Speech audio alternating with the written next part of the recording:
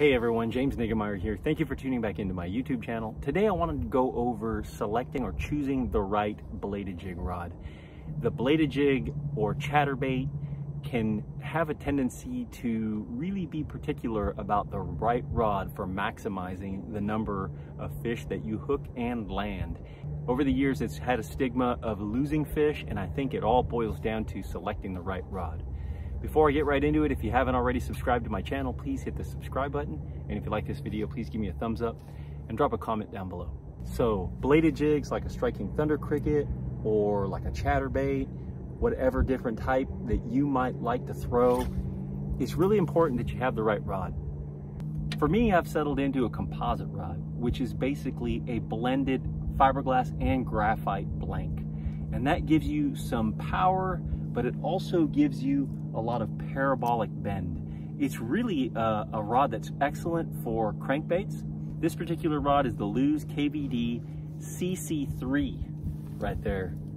And the CC3 is a composite rod, and it actually says right on there, bladed jig / KVD 2.5 square bills. So the rod you're using should make a great square bill rod as well as a bladed jig rod.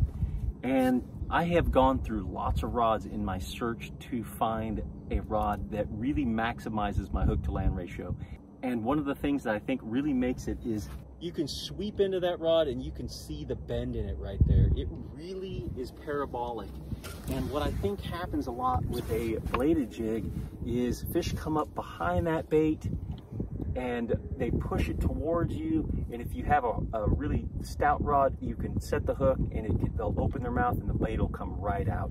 So you want something that loads up, like I showed you the rod tip, just really loading up so that the fish can actually have it, grab a hold of it, swim right, left, or whichever way, and then you just lean into them and it just kind of just pulls right into that sharp hook, just pulls straight into their mouth. Some of the things that I found for me is length is a 7'1".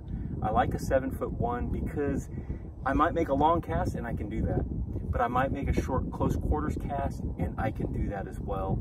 It's a medium heavy power, but it's a moderate action, and the lure weight, the line weights are 12 to 20 and lure weights 1/4 to 1.5 ounce.